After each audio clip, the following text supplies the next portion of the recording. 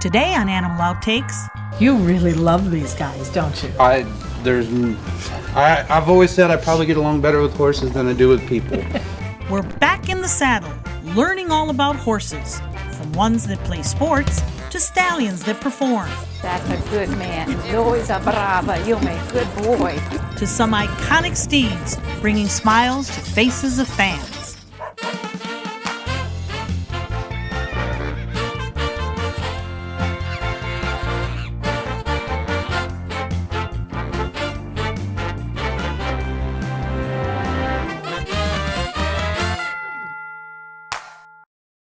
Hello, everyone, and welcome back to Animal Outtakes. Yeah, let's talk about animals. Woo, woo, woo, woo. Well, somebody's excited. What's the show about this week, Masha? Well, do you know what a Clydesdale is? Yeah, isn't that the town we used to live in when I was a baby? I have no idea what you're talking about.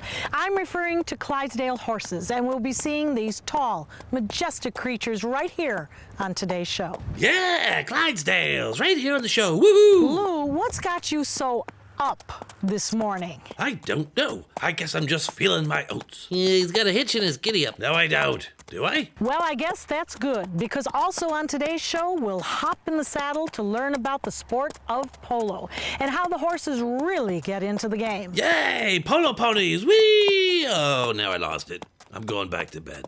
We've got a lot to cover, so let's get started.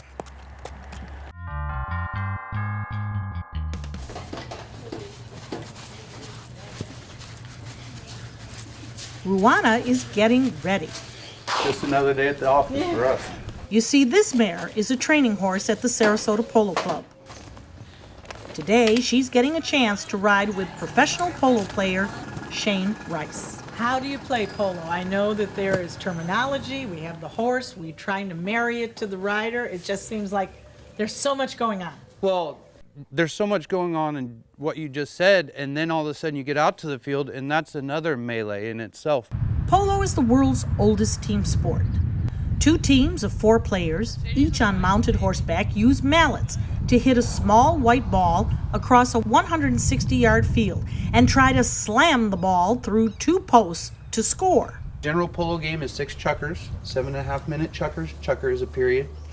So like I said, I take 9 horses to the field, 4 horses per half, and then 1 to warm up on.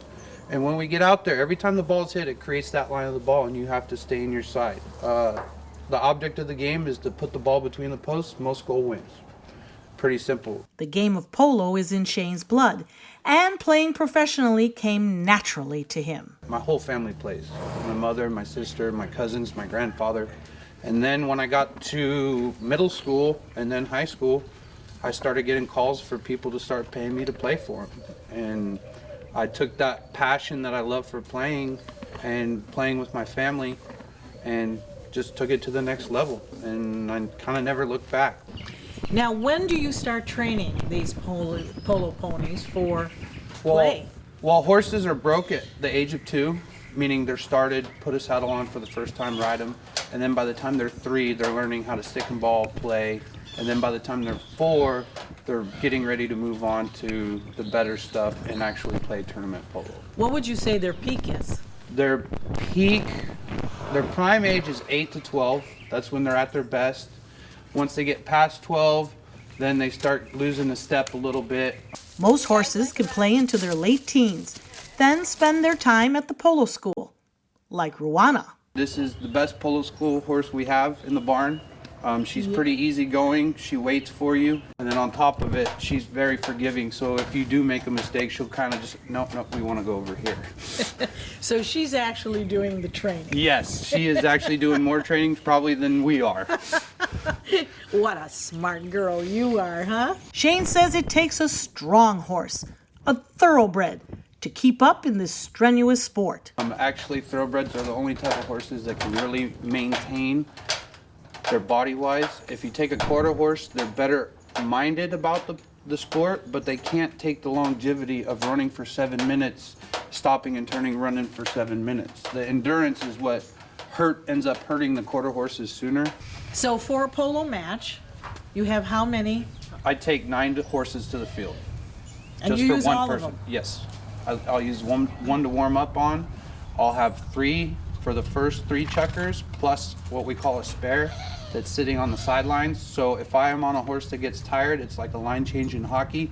I run up there on my own time, switch, and then get back out on the field. And the umpires do not have to wait. With this high-speed contact sport, it's important to protect both the rider and the horse from injury. Every player is required to wear a helmet. It's not that hard to do. It comes in all sizes, but if you do fall down, you want to have a helmet. How is the hardness of this helmet compared to, for example, a football helmet? It's actually harder. These are more comparable to like motorcycle helmets. And we have our knee pads. Our knee pads go over our legs like this so that when we do what's called a basic ride-off, where we actually push the person over off of the horse, or if a ball hits it or whatever, they're there to protect our knees. Each horse has wraps on its legs because we have balls and legs and people flying around. We need to protect the horses. So all horses have wraps on their legs at all times. You really love these guys, don't you? I've always said I probably get along better with horses than I do with people.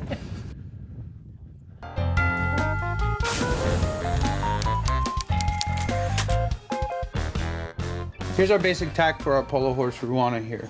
We have a mouth shutter on our bridle. All of this leather is our bridle. Bit, metal, goes in the mouth. We have our mouth shutter right here. Helps keep the horse mouth closed during the game. We have a martingale right here. Comes up to a noseband to keep the horse's head from coming too far up. We have our reins. Our reins are like our joystick or our steering wheel. If I turn to the left, Ruana should come left. If I turn to the right, she should go right, stop, and then forward to go forward. We have our basic polo saddle right here. English saddle, no knee rolls. Everybody learns to ride in this saddle. Even if you've never ridden before, it looks scary, but it's not that bad, I promise. Each horse has wraps on its legs. Because we have balls and legs and people flying around, we need to protect the horses. So all horses have wraps on their legs at all times. We come back to the last part, which is their tail. Our tail is tied because we don't want it hooking our mallet or hooking other players or getting caught. So we braid their tail and actually tie it up. So that way it's not a hindrance to us or anybody else around there. Coming up next, some big horses with a trademark feature. They call that feather.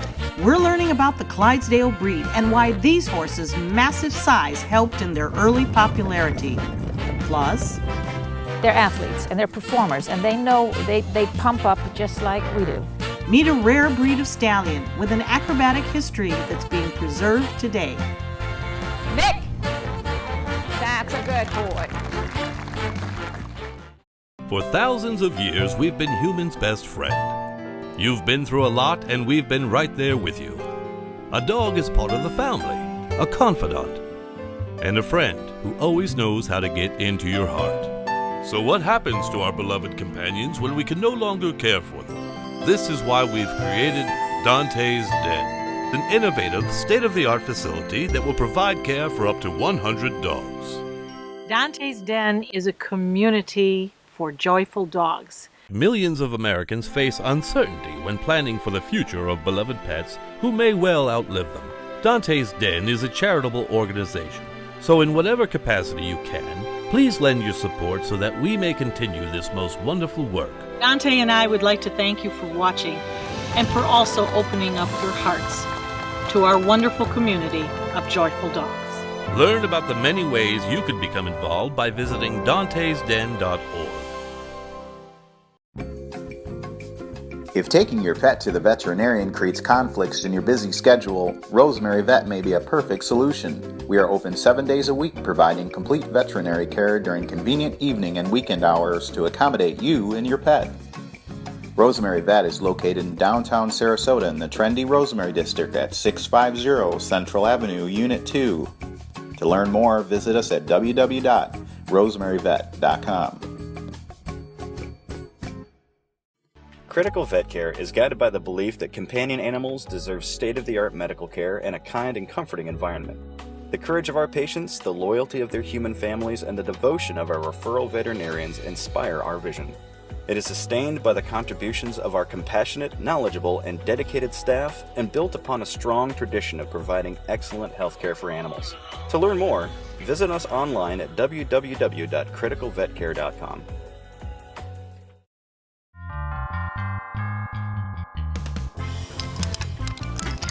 On any given day, you can see them. George Alexander and his Clydesdale horses. On the docks and the roads, because they're a long-legged breed and they cover the ground a little bit faster. Taking a drive through Lakewood Ranch in Manatee County, Florida. These draft horses have been George's hobby for years, with his first ones coming from a familiar place. When I got started, the Bush organization was kind enough to give me a couple of retirees that I could learn from, and I did. They knew a lot more about it than I did, but they put up with me while I learned to throw the harness on and so on, and then as time went on, we just started to buy them. But that's how you get in the horse business. Someone gives you the first one, you learn from it, and then you go on and paddle your own canoe. These days, George hitches up his team to a wagon for entertainment at the polo matches, held down the street from his home. We put them out at halftime of the polo games here every Sunday at Lakewood Ranch. And they give a little exhibition, a few wagon rides for the kids, and it's a colorful presentation and something going on when they're out on the field treading in the divots at halftime. Would you consider this hard work for the Clydesdales, pulling this wagon? You and I could pull this wagon. That's debatable. Maybe you. No, the wagon's not heavy. And that's one of the problems today is there's not much useful hard work for them to do unless you're in a strictly horse farming environment, and that's a small niche. A lot of market gardens have gone to horsepower. What were they bred to do? They were bred to do field work in Scotland. They used the Clydesdales a lot on the docks and the roads because they're a long-legged breed and they cover the ground a little bit faster, or so it was thought. One of the most iconic features of the Clydesdale is that thick hair on their legs. Gee. Well, they call that feather. The feathering, as well as their thick mane and coat, help these horses weather the harsh Scottish winters. The Clydesdale and the Shire are both originated in the British Isles, and both are pretty heavily feathered. And you can't ignore the sheer massive size of the breed. These things stand between 17 and 18 hands, and they'll probably weigh in the neighborhood of 1850. So no, they're pretty easy to get along with. What is their personality? What is the temperament? Well, they're, again, being a cold-blooded horse, they tend to be a lot more quiet and easy to get along with than, say, a thoroughbred you might find at the racetrack. It takes roughly 3 months to train these horses to pull George's wagon. Now, how many commands, George, must they know in order to be the horses hitched up to the wagon? They need to get up, or let's go, or start, whatever they're used to.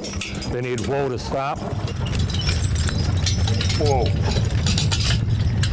They need G to go to the right, haw to go to the left, and you can build on it from there. George has 7 Clydesdales who travel with him between Sarasota and northern Illinois. He says he holds a special place in his heart for these wonderful horses. Oh, I think I could like any draft breed, but I chose the Clydesdales because there's a little family history there. My great-grandfather bred them years ago, long before my time, and we're of Scottish descent. And I like my Budweiser. Still ahead, These horses were only shown to royalty, heads of state. Nobody else was allowed to see these horses. a rare breed with an exclusive history. We're getting in the ring with the Lipizzan Stallions next. Critical Vet Care is guided by the belief that companion animals deserve state-of-the-art medical care and a kind and comforting environment. The courage of our patients, the loyalty of their human families, and the devotion of our referral veterinarians inspire our vision. It is sustained by the contributions of our compassionate, knowledgeable, and dedicated staff, and built upon a strong tradition of providing excellent healthcare for animals. To learn more, visit us online at www.criticalvetcare.com.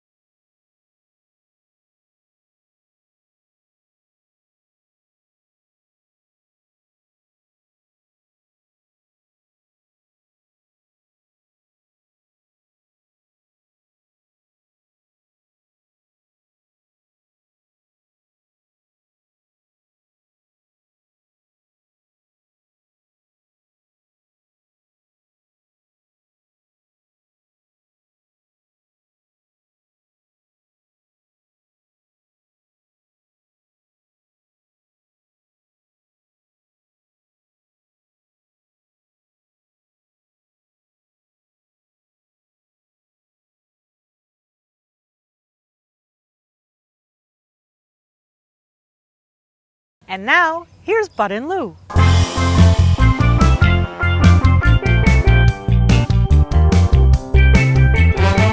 Okay, it's just over here now. Now don't take off the blindfold. No cheating. Wow, do we really need to go through all this for my birthday present? I want you to be surprised. Okay, here it is. Ooh, what is it?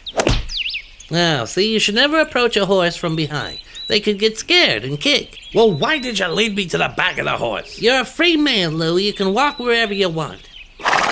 Okay, so you got me a horse? I don't know anything about horses. Well, that's why I also got you this book. Okay, first, never approach a horse from behind. Yeah, I think I got that one committed to memory. Okay, you know that one. Well, what else do you want to know? How do you get rid of a horse? Aw, you don't like my present. But where will I keep it? What do I feed it?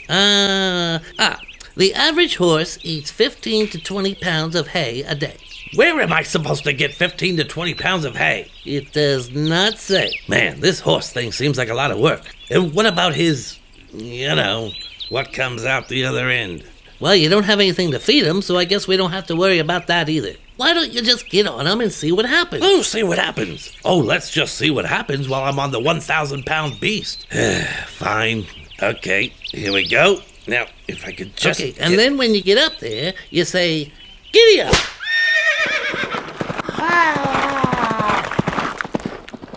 Now see, this cute little hamster is a much better pet. And I got the book too. Okay, well where do I get his food? It does not say. And now it's time for the furry and famous Animal Outtakes VI Pets. All right, come here, bud. This is Dozer. He's a boxer, and he's a handful. He is 3.5. We've had him 2 years. It was really hard when we lost our last boxer because he was 13.5 and really part of the family and very special. And after about 6 weeks, I decided it was time that we should start looking for a new dog. We actually found Dozer on Craigslist, and we drove down to Bokeelia, and the people who had him had to give him up because there was another dog in the house, and they were fighting all the time. It was a little Jack Russell, and they were kind of nipping at each other. We felt like we could handle him. I mean, he's a little stubborn sometimes. His favorite thing to do is play all the time, and mostly it's tug of war. He has frisbees and tennis balls and tug, and he knows the difference between all of those. He goes on 2 or 3 walks a day, and he actually goes for runs almost every day and goes for like a 2-mile run. So he is an extremely athletic dog. Ready? Okay, go get it. He has a ton of energy. He's a real morning person, and especially on the weekends, he will get up much earlier than we do generally, and then he goes to sleep early. He's highly motivated by pretty much any kind of food. He gets dog bones and Paul Newman organic treats, and he sneaks in and eats cat food sometimes. So he gets whatever's at hand. He sleeps on the floor right next to the bed. Yep. He's not allowed on the furniture, and that's one thing about boxers. They more or less like to follow the rules. You know, once they know what the plan is, they tend not to push boundaries too much. So he sleeps on the floor, and he doesn't get on the furniture. Oh, hi! We just think boxers are great dogs, and they're great with kids, they're a great part of the family. It's kind of convenient that most boxers have the short dock tail so they don't knock things off the coffee table when they're running around and excited. He's a good guard dog, and he's just a lot of fun.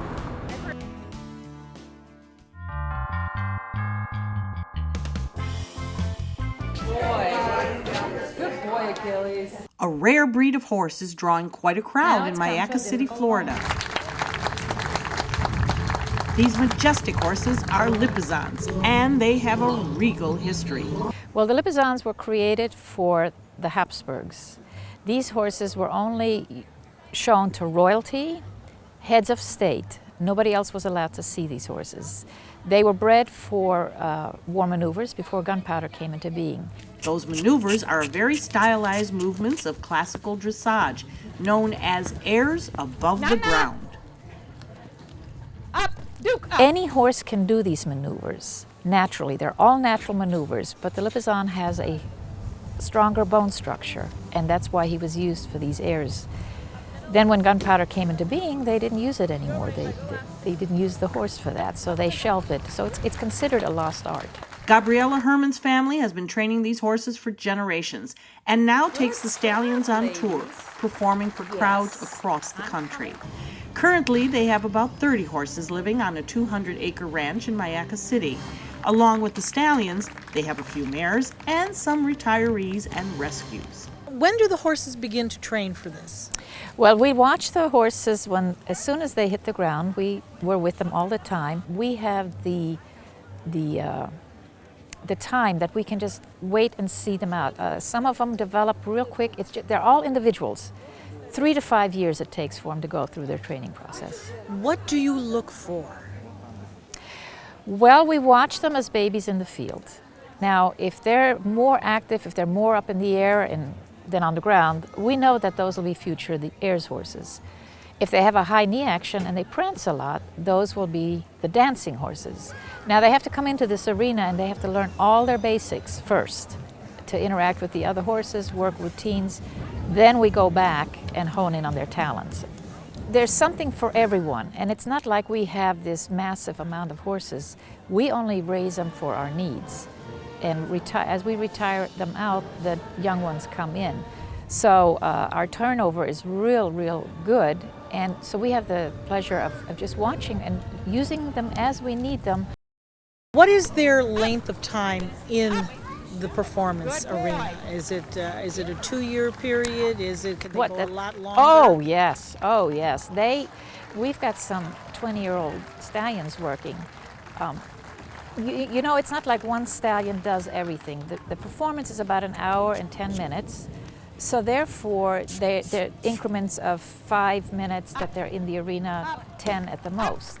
So, and this keeps them fresh, and they're always, and we interchange them. We'll go out and interchange them just to keep their mind so they don't get ring sour. Some folks think that our performance horses do nothing but perform. No, that's not true.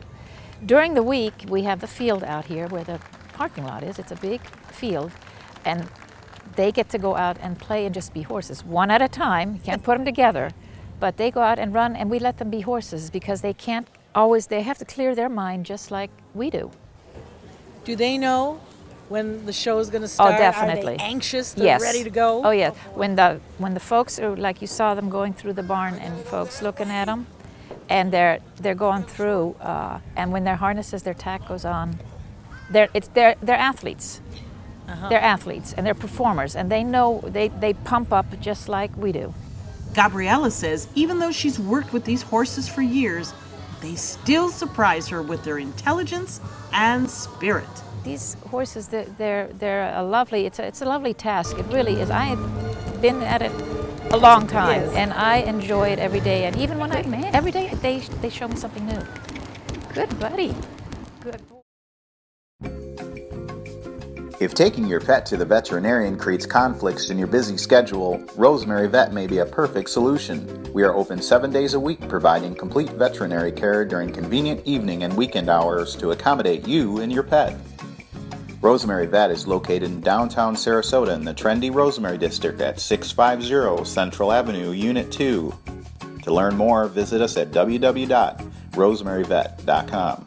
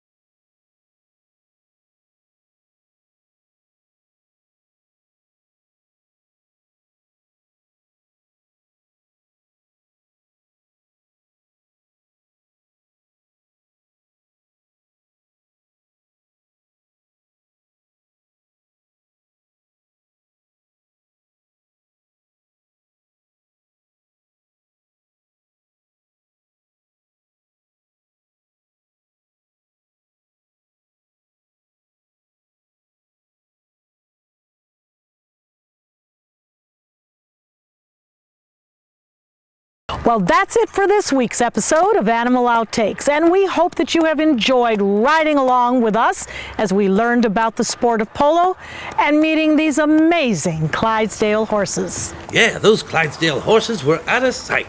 Makes me want to grow hair on my feet. Were you watching the show or The Hobbit? Join us again next week for another outstanding animal adventure. There we go. Well, now, could you wait? No.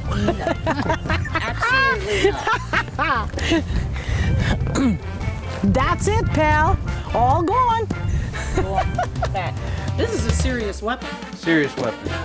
Oh, we lost it. We can edit that out, right? Oh, yeah. You can edit anything. Okay. Okay. Oh, now, wait a minute. You're getting to be a little, Hold on. Hold on. Hold, there you go. There.